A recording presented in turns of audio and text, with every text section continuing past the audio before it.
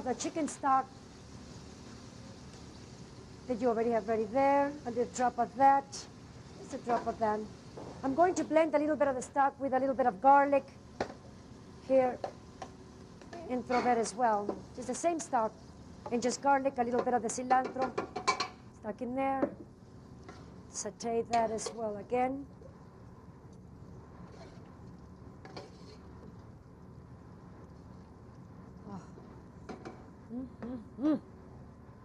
Now we're going to throw some raisins. Plenty of raisins in there. Some green olives.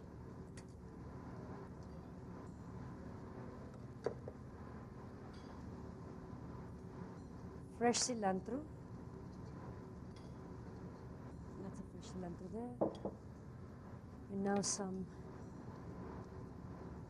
tomatoes.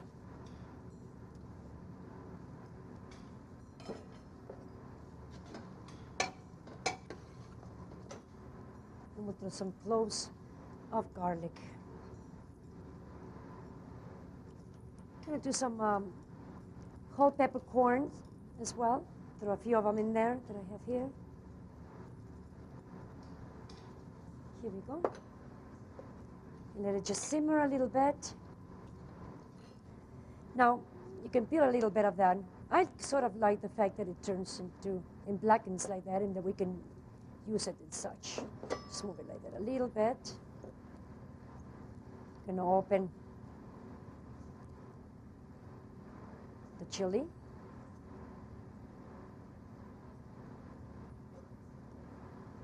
As such.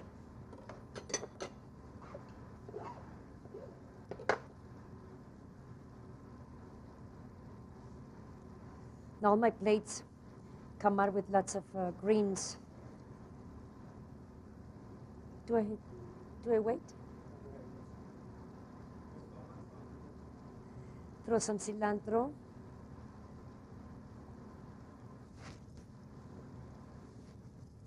This wonderful chicken that we've been cooking. And put it inside your pepper. Such. Ya no.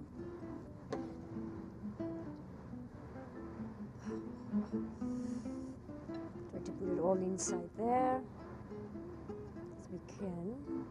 We put lots of the broth over that.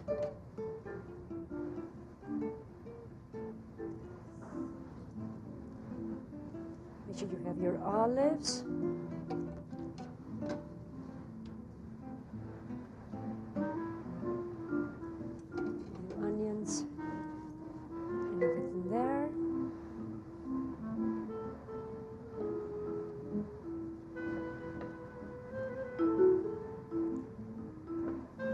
You can throw some more of your raisins on the side there.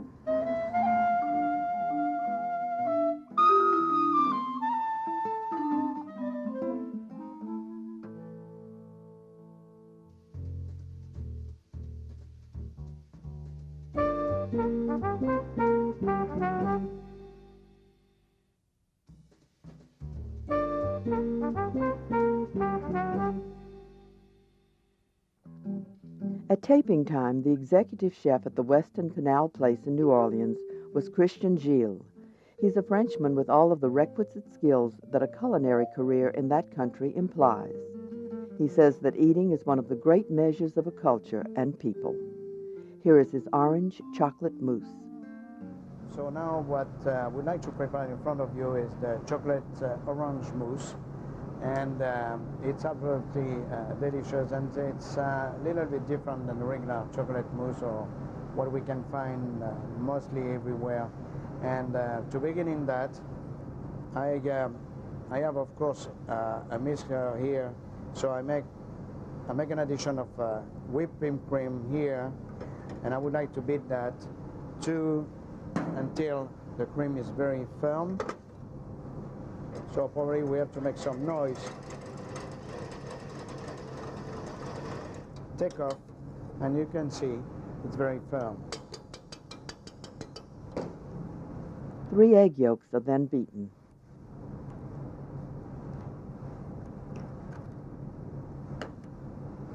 Make sure to try to keep clean your egg white, because you have to use them after that to fold in your melted chocolate. So all the time try to keep your egg white very clean. So you have to beat your eggs until they're coming like a lemon color. That's mean more or less lemon pal. To that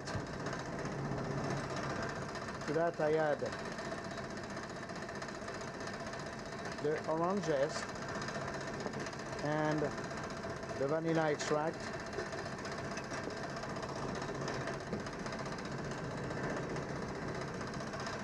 And I keep turning that at least for 10 more minutes. Then, of course, by question of timing, I melted already my chocolate, and I fold that in my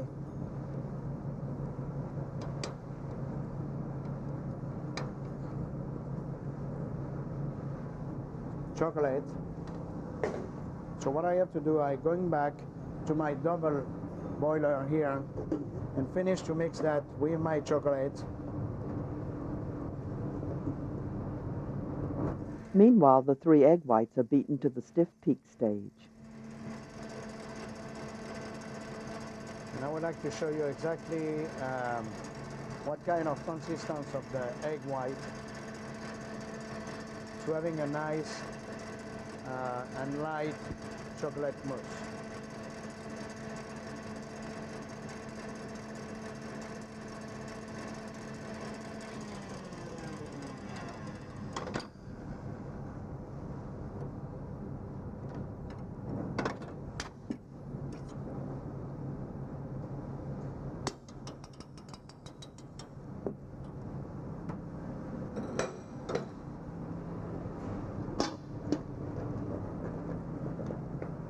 So I bring my cream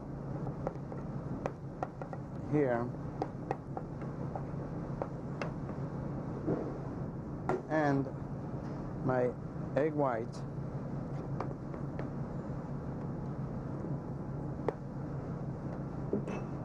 and fold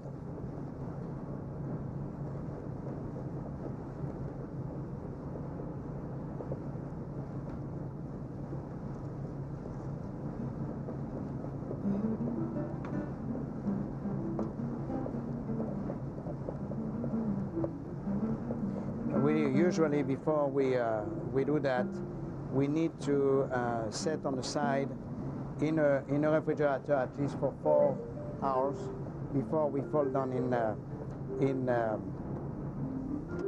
the glasses. So what we did is we prep another one here and we set on the side here and we decorate with a mint.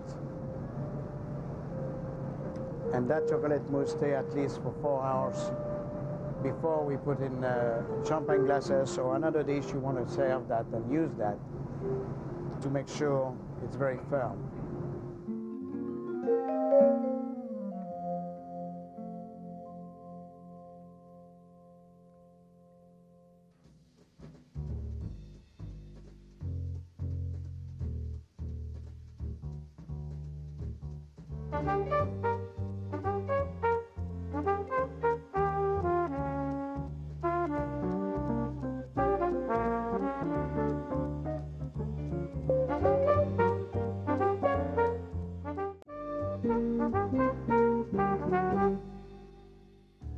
Welcome to Great Chefs, a culinary tour of the United States, featuring some of the country's finest chefs.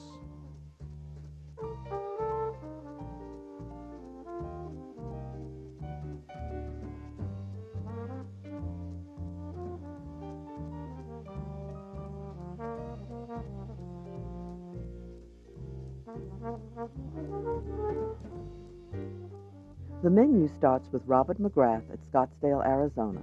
He offers a skillet gratin with crawfish tails, vegetables, and the surprising addition of foie gras. For the main course, Peter DeYoung in Beaufort, South Carolina offers salmon 2 ways, as a Napoleon seared with honey and rosemary, and his tartare. The finale is from J.J. Stith in Las Vegas. She presents her rendition of banana cake, flavored with milk chocolate custard and served with hazelnut chocolate sorbet.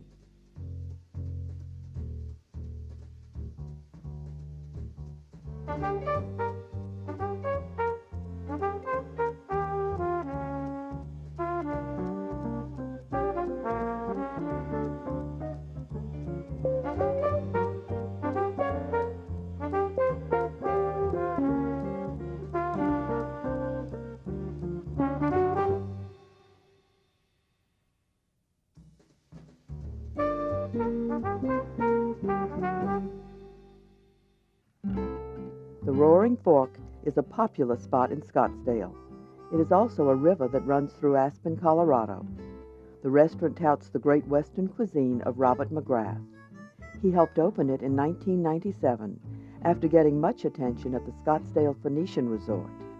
Here is his crawfish skillet gratin. We start with some bacon, pearl onions, green beans, shallots, mushrooms, red bell pepper, and garlic. I think the bacon, the fat cooking out of the bacon, we're not a health food restaurant, by the way, in case you all haven't picked up on that yet.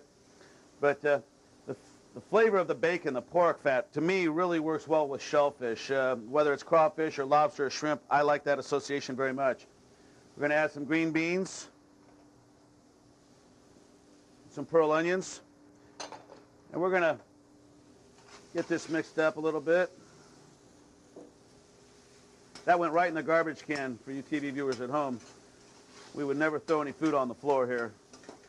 The beans and onions were pre-cooked. Add some mushrooms, get those started.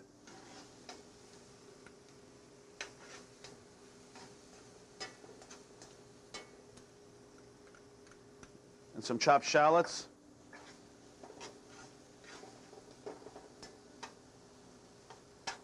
And some red bell pepper. Now the red bell pepper has been roasted, peeled, cleaned out of seeds, and then cut into sort of a coarse shape. We try to get our cuts here looking as natural as possible. We're not into very highly manicured foods. We're more concerned with the quality of the ingredients that we're using and with the overall flavor of the dish. The last ingredient was chopped garlic.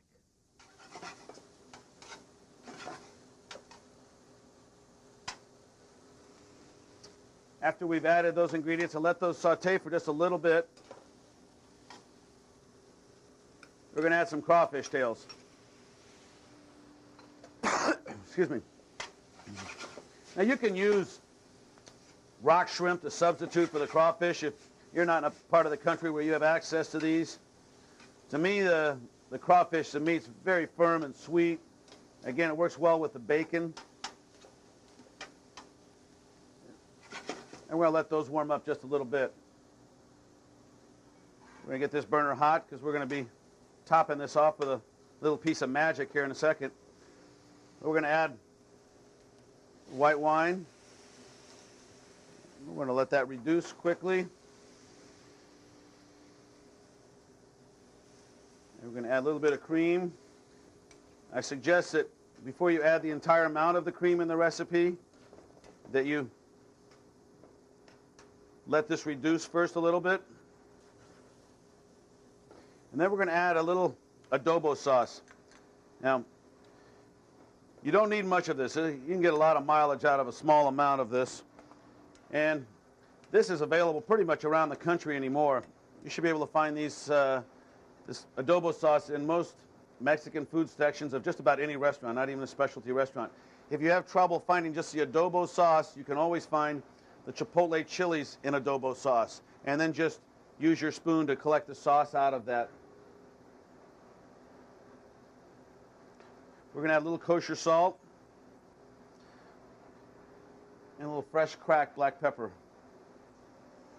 We're going to pull that over here and just continue to reduce that. And I'm going to get this skillet hot real quick. Now, one of the things that we like doing at this restaurant is what we call cutting flavors. We like the flavors to be highly contrasting. So they need to be compatible. They need to be flavors that'll work together, but that cut through each other, so that heightens the sensation of each of the flavors. We are not into doing the homogeneous flavors and everything so subtle that the nuances are barely perceivable. We want the flavors to be robust. We want them to slash through each other.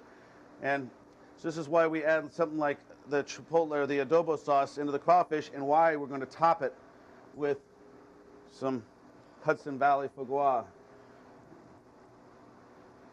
This has become something of a very recognizable ingredient in a short time. Michael Ganor has really enabled this product to get into the mainstream. Now you want this skillet just to get hot enough where you're just about smoking, but I don't want to put it on this right now on the heat. I want to pull it off the heat a little bit and let it sear off the heat. And I'm going to take this crawfish gratin that we've done, and we're going to put it into a small skillet. You want to keep an eye on the foie gras behind you. You do not want to let it overcook or burn, because it will just reduce itself into fat. So I'm going to top this with a little bit of the sauce we have in here. We're going to sprinkle some breadcrumbs on top. Now you can do this in a bowl as well. It does not need to be done in a skillet. And then we're going to take this piece of foie gras and just add it right on top. And from there you would put it in your broiler at home. And we're going to let that brown up nicely. We're going to take that, we're going to serve it on a plate with a folded napkin to keep the skillet from sliding around. And we're going to garnish it with some small sprigs of chervil.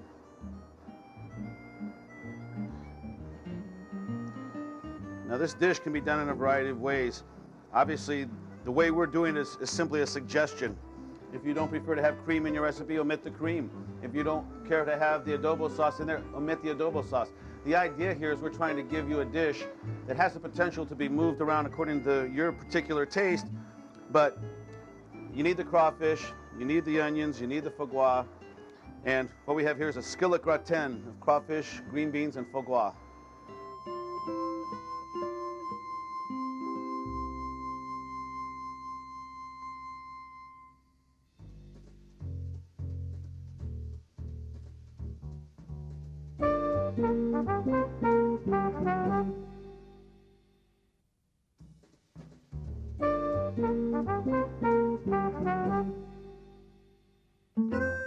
The Beaufort Inn in the quiet South Carolina town of the same name featured the food of Peter DeYoung.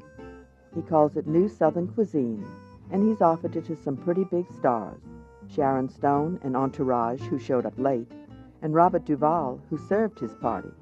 Here's salmon Napoleon and tartare. The chef begins with puff pastry. He'll cut scallop discs, which will become layers of the Napoleon, and a sawtooth-edged crown garnish.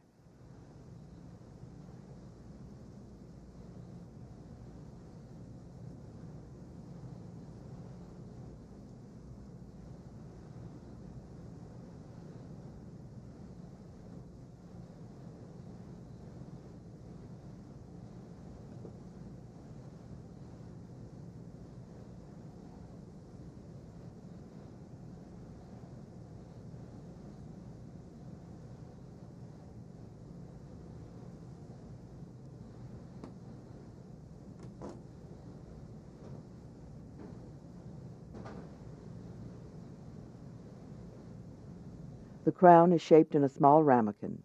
It will be filled with dried beans before baking.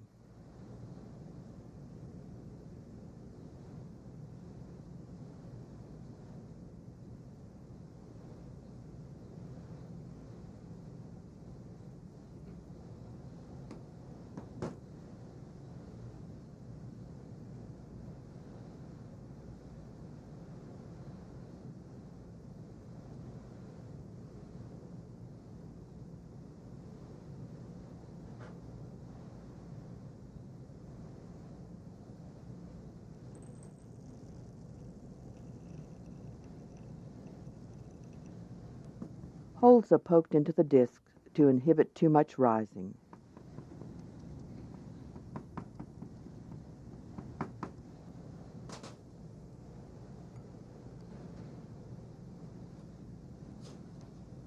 Egg wash is brushed on and all are baked at 375 degrees for about 20 minutes. Now the salmon is cut. Going to need some slices of salmon about 1 inch thick.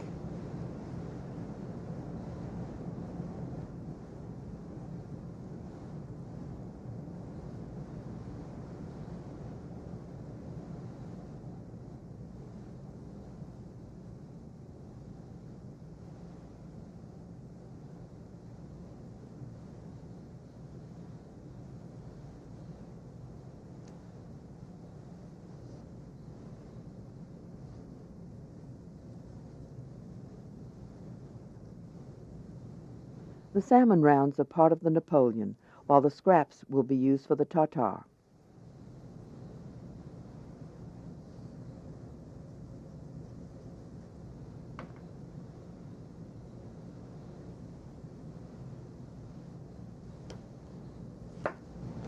With the pieces of salmon, we're going to make a little salmon tartare.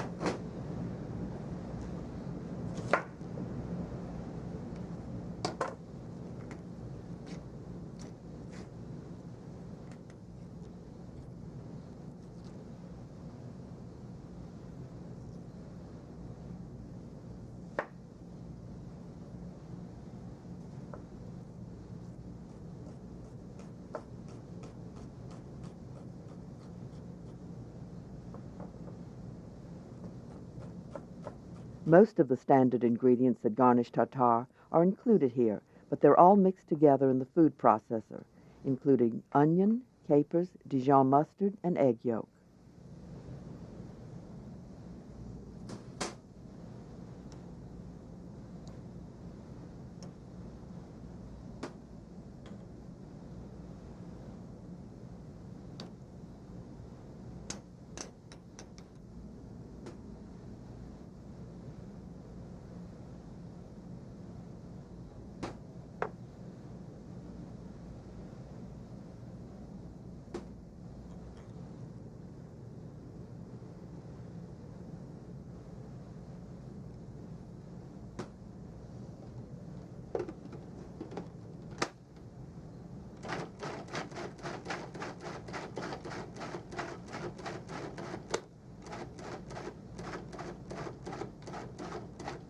You don't want to go too fine.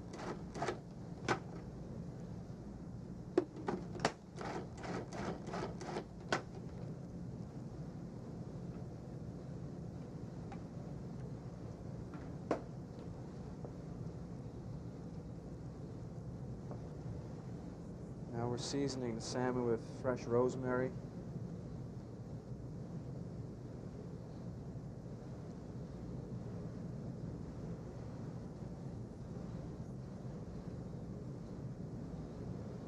The salmon is sautéed in butter.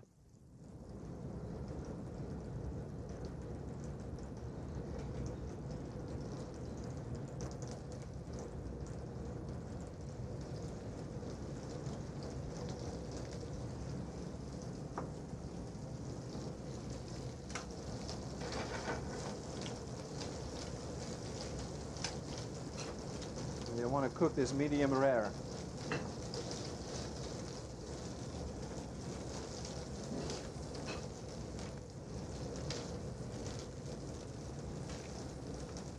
Honey tops one surface of the disc.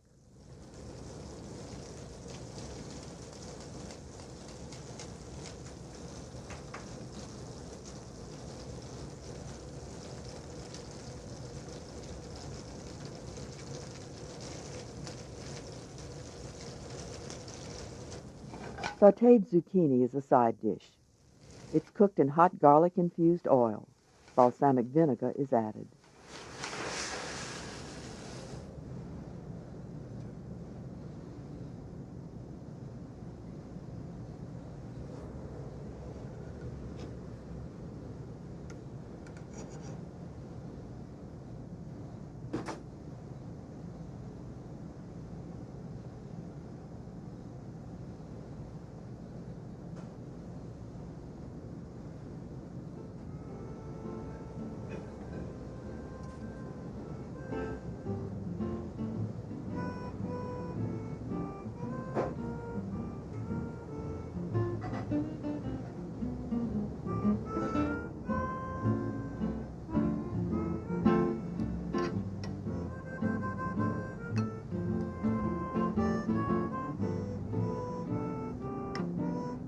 A little caviar garnishes the tartare.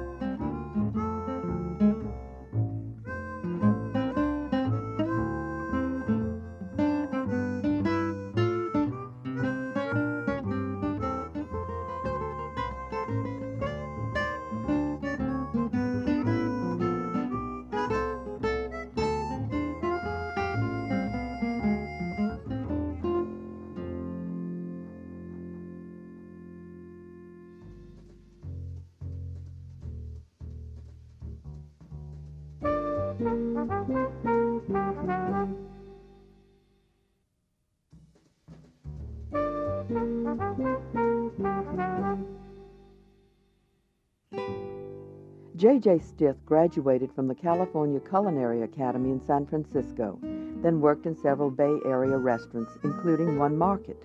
Now at Aqua Restaurant in the fabulous Bellagio Hotel, she offers her creative desserts to that exclusive clientele. Here's a chocolate banana cake. The banana bread is begun by creaming butter with the paddle attachment. And then dump in the brown sugar and the white sugar.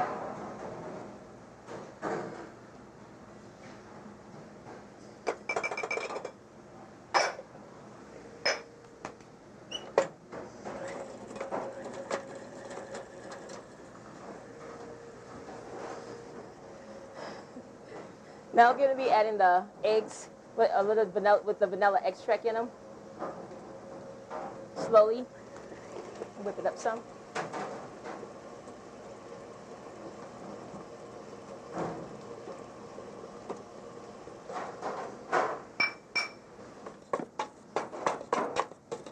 And I add the bananas all at once. The riper the bananas, the better.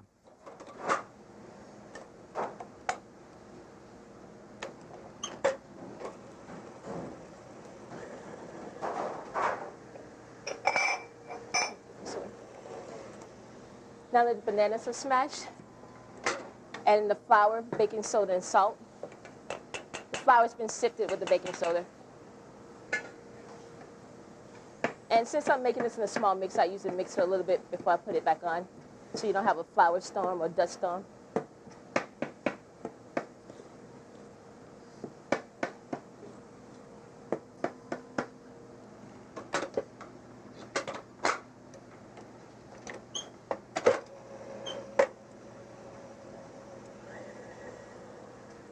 The batter goes into a buttered loaf pan and is baked at 350 degrees for an hour.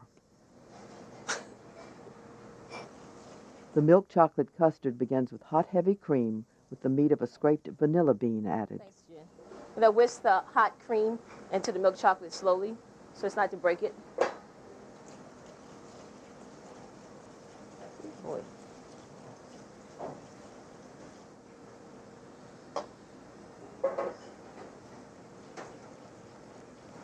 After the mixture is incorporated, it's set aside to cool before egg yolks are added. Slowly whisk the custard into the, slowly whisk the chocolate mixture into the egg yolks.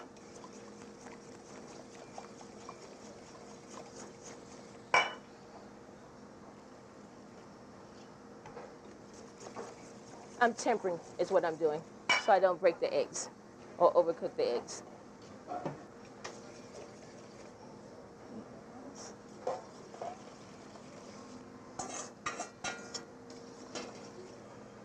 The custard is strained, then will be combined with a portion of the cooled banana cake. After it's cooled, I took about half of that and I ground it fine, like breadcrumbs, I guess. You need about 8 ramekins or timbales, which these are stainless steel timbales lined with, you spray them and line them with paper. And it's going to get baked in a little hotel pan or a little baking dish. To this, we're going to add some really finely chopped milk chocolate of good quality.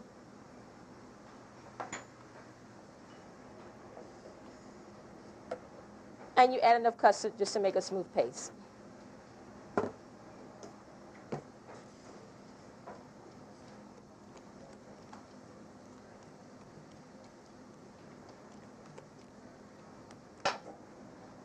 For about that half loaf of banana bread, it's about a cup, maybe 2 cups of liquid.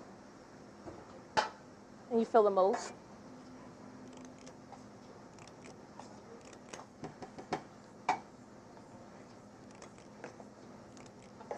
The molds are cooked in a water bath for an hour in a 300-degree oven.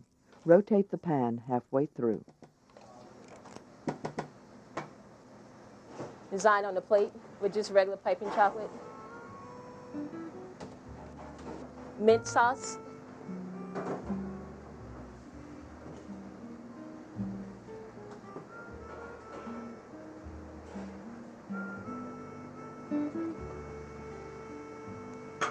Don't show that side. This is chocolate and caramel mixed together and piped into a lattice shape. Finally, chocolate hazelnut sorbet.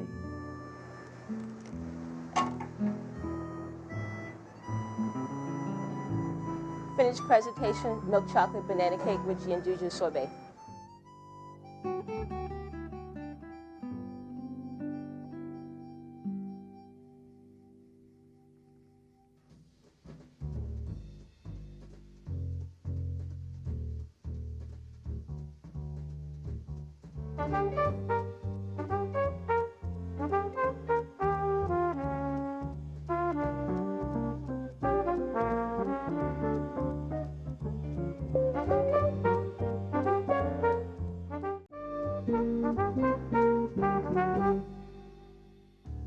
Welcome to Great Chefs, a culinary tour of the United States, featuring some of the country's finest chefs.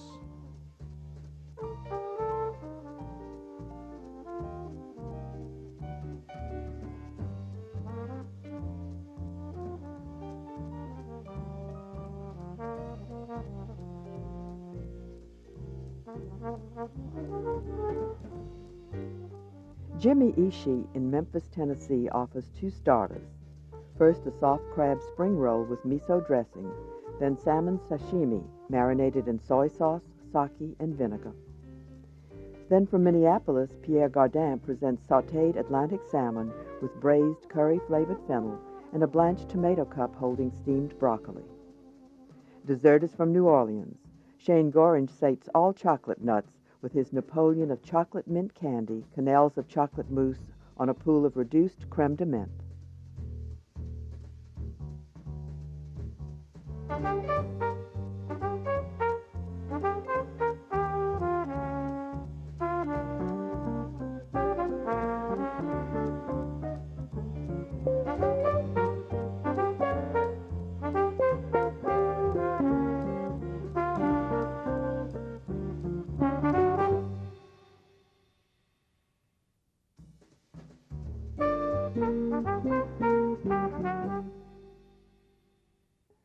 One of the notable features at Jimmy Ishii's Seksusi of Japan in Memphis is a private dining room featuring an 8-course menu of Japanese specialties. The first course is salad, followed by, in Japanese, sukuri.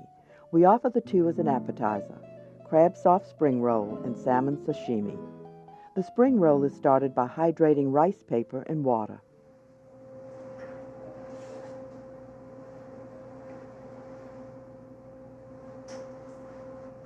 This is rice spring roll skins. Soak in the water for a while.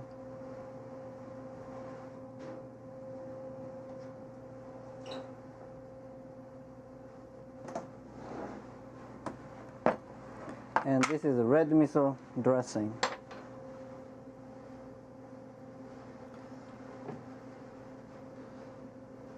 Just wait till it gets soft.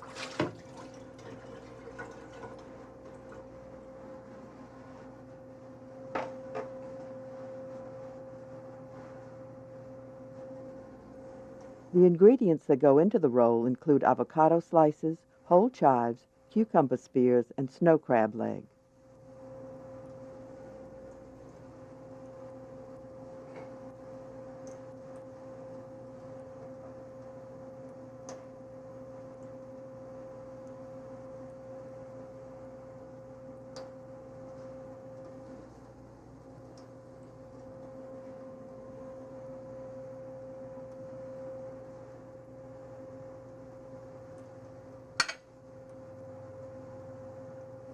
avocado, chive,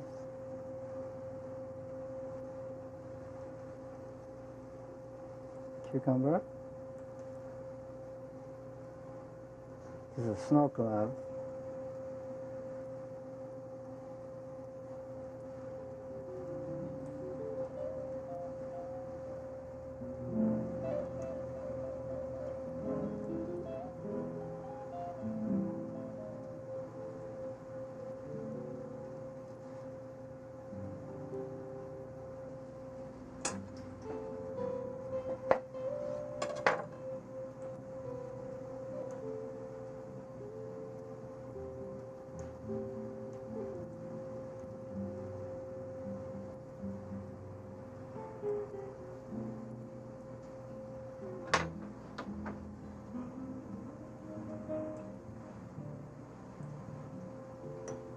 A spoon of the red miso paste goes into the bottom.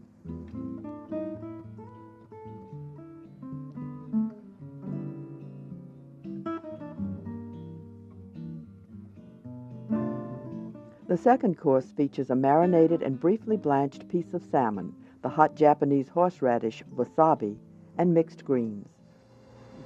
Tetsuya Masako will assist. Okay, this is a fresh salmon, put in a boiled water and cook a little bit. The inside is like a medium rare. And we marinate it with yuzu sauce, which is lemon, Japanese lemon. And marinate it with soy sauce and sake and vinaigrette. And we make sashimi. We cut sashimi for this. Okay. じゃあこっち側向いて。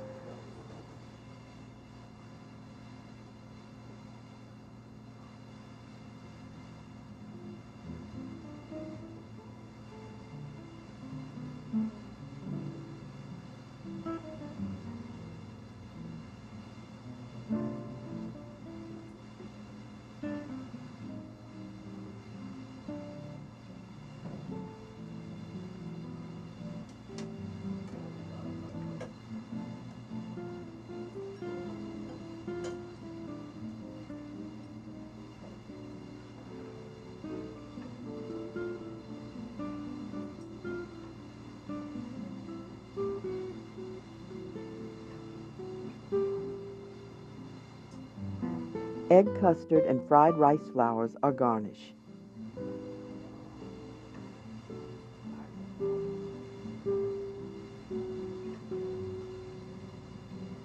Some of the marinade is mixed with the wasabi for the sauce.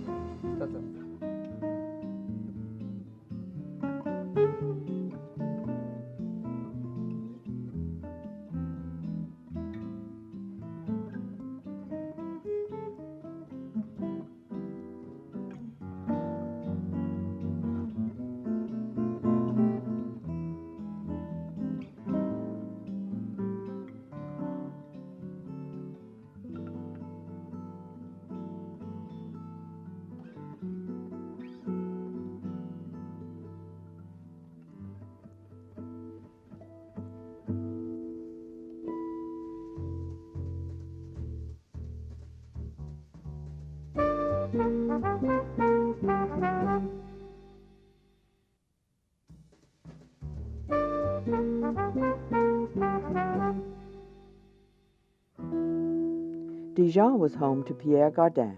After cooking school, he worked in several French restaurants, then came to the States in 1983. He worked in Chicago at Tango and Escargot before joining the Sofitel Hotel. From that property in Minneapolis, here is sautéed salmon in red wine butter sauce. So we're going to start by the fennel. Need to remove the core. Fennel and onion are served as a side dish.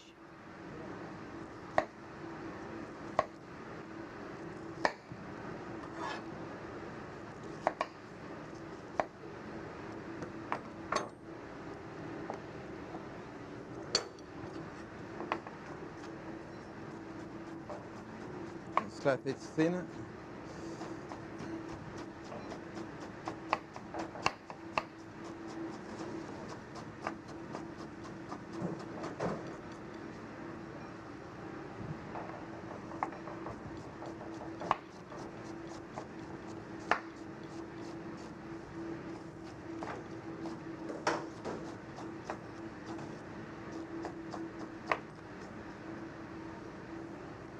onion.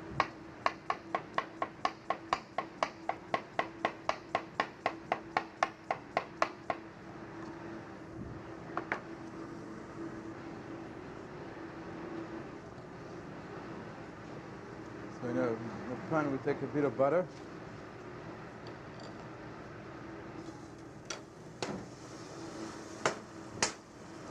A bit of olive oil.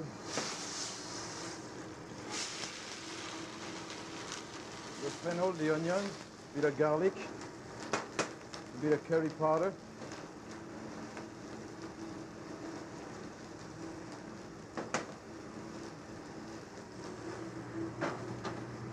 Cook it until tender.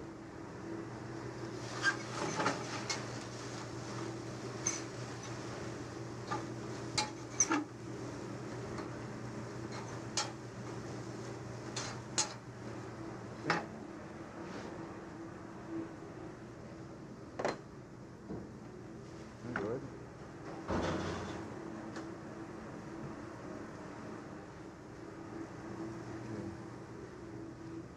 Okay, for the sauce, reduce, put this aside, and reduce some red wine with some shallots.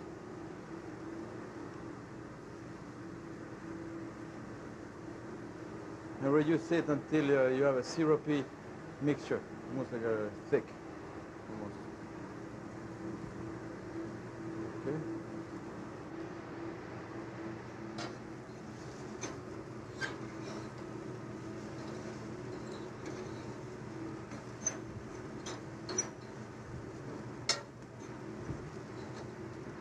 Okay. Now while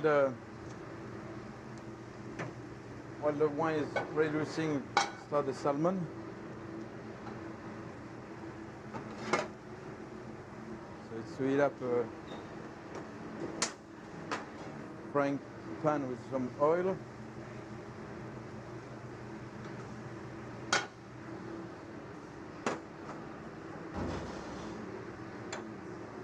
Season the salmon on both on the side.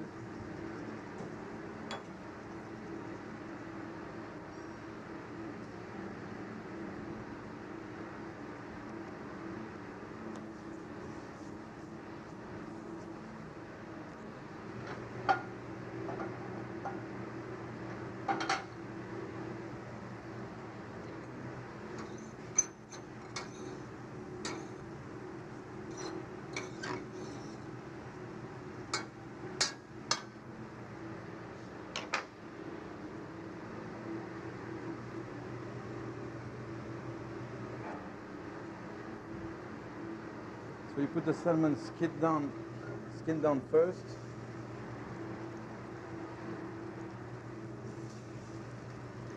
And leave it like this until the skin is crispy. Okay. Yeah, for the vegetable, take some broccoli and just steam it.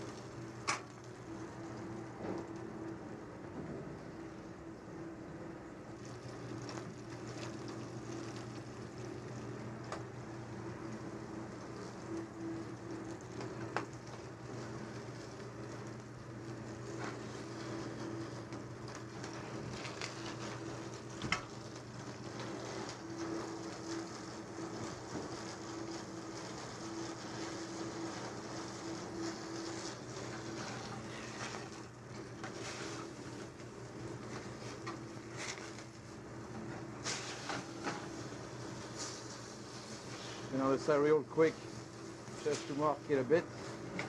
And then you put it in an oven, about 375. Just take a tomato.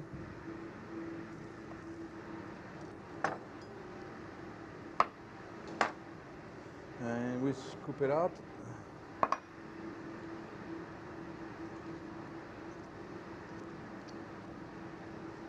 The tomato cup will hold the broccoli and is also briefly steamed.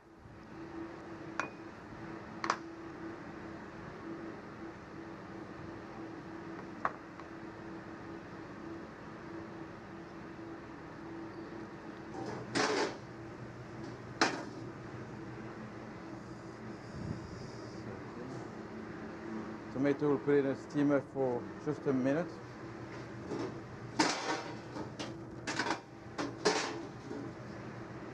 The wine reduction is getting close.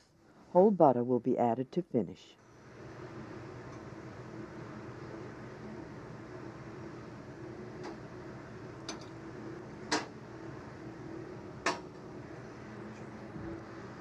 To season a bit the broccoli, I'll put it in a whole butter and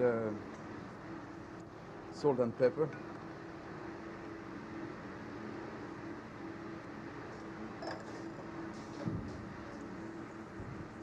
And just coat it with butter. Hold on there. And to season it, to place it, just put it inside the tomato cup.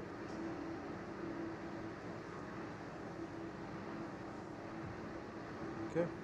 We're going to finish the sauce. Now the red wine is reduced. So you want to add the butter? Butter is added a little bit at a time on low heat. Okay, go ahead. Shake it.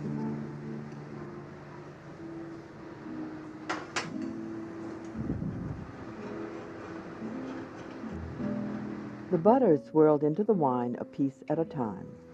Keep adding butter.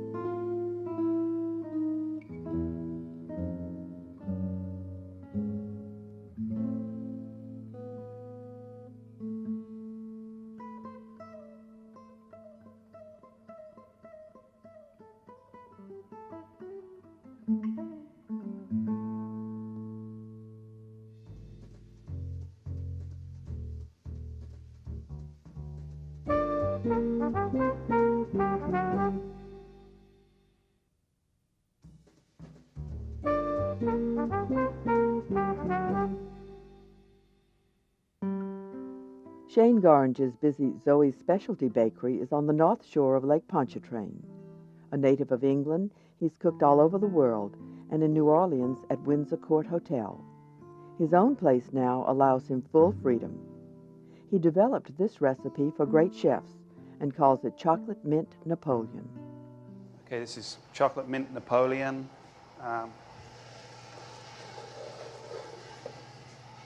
We have on the stove right now, we have sugar and water coming to a boil. It's got to come to right below softball, which is about 112 degrees centigrade. So around about there. Powdered sugar. Mint extract. Bring that together, and it's going to turn into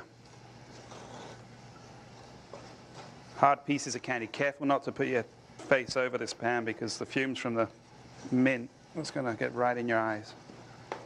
And when that all comes together, it's onto to cool. Some bits are going to stick together. It's going to be large chunks, but we can just chop those up later.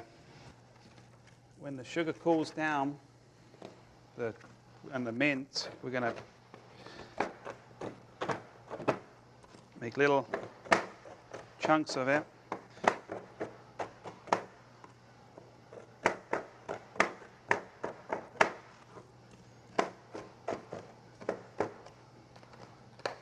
Just want to pieces like that, irregular.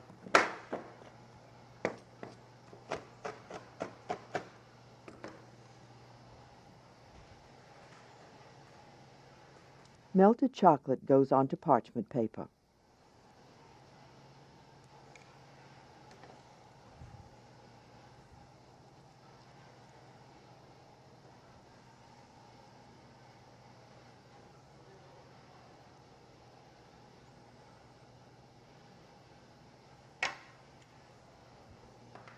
Then on 1/2 of the chocolate, we're going to sprinkle the mint candy.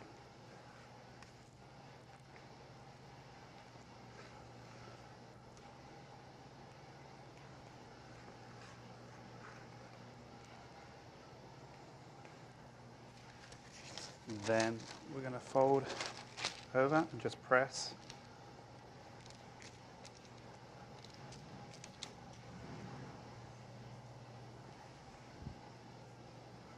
I'm going to place a sheet pan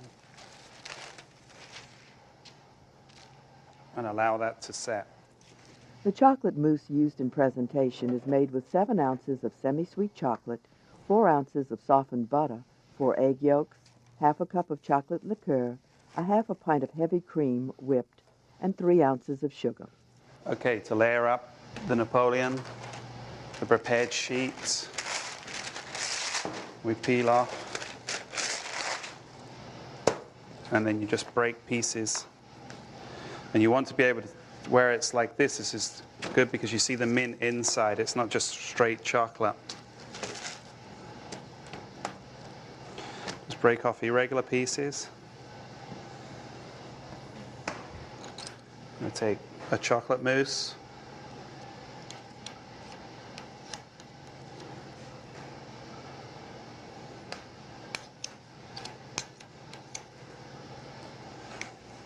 And then just take the pieces,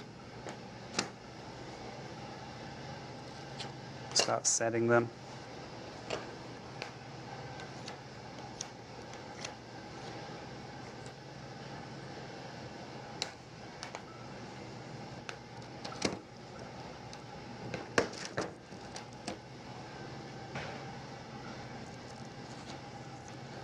Around.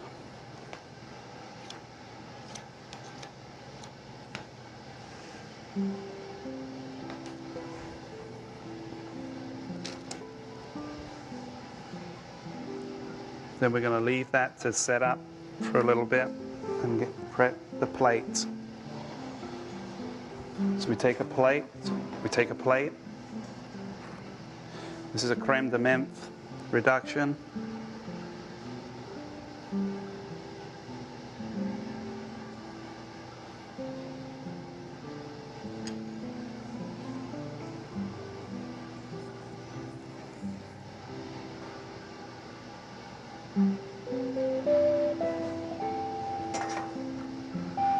Sure it's all together.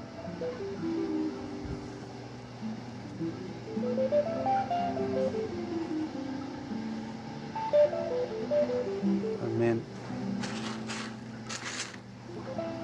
a little bit of candy.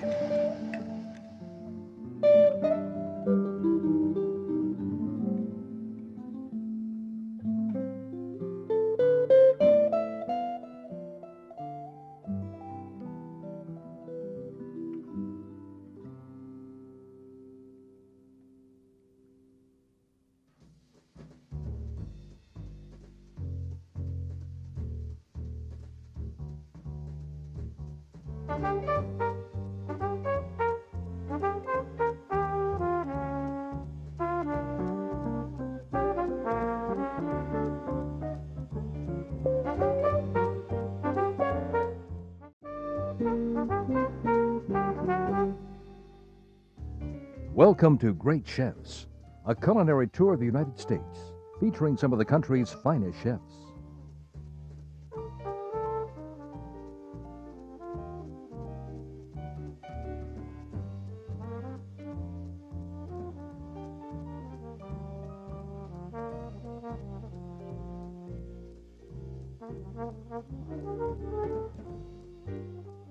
Donna Norden does the first course in Tucson, Arizona.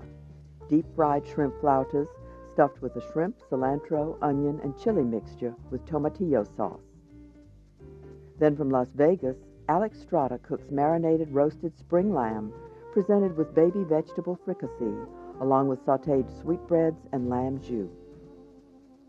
For dessert, Thaddeus Dubois on the Gulf Shore presents an upscale fruit shortcake.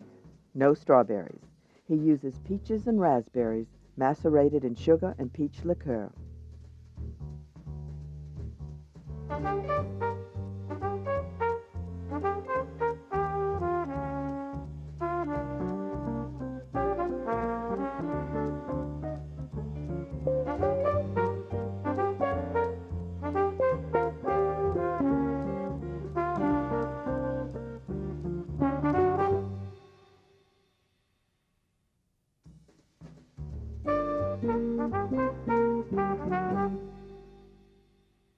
Donna Norden's Cafe Terracotta in Tucson opened in 1986 and was an instant hit. 6 years later, a second Terracotta opened in Scottsdale.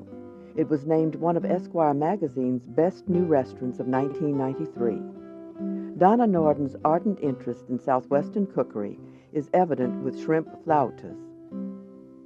The filling is started with processing shrimp, cilantro, green onions, and chipotle puree. And we'll grind that.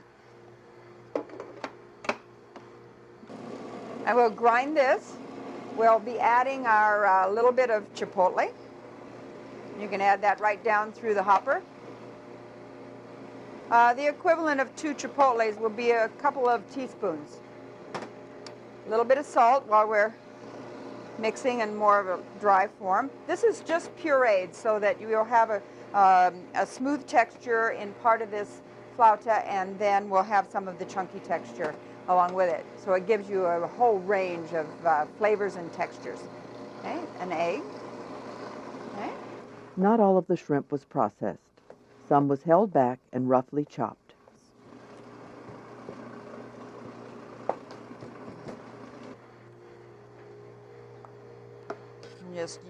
You can transfer this to a bowl if you like, or we'll just add it right into the processor without having to transfer it. Give it a stir with a spoon, and then the mixture's ready for filling the tortillas. Watch out for the hole there. And then we have our flour tortillas, which was spread out. You can spread out a few at a time. And scoop the mixture in near the bottom. If you do a few at a time, it's saves you a little time rather than doing one at a time.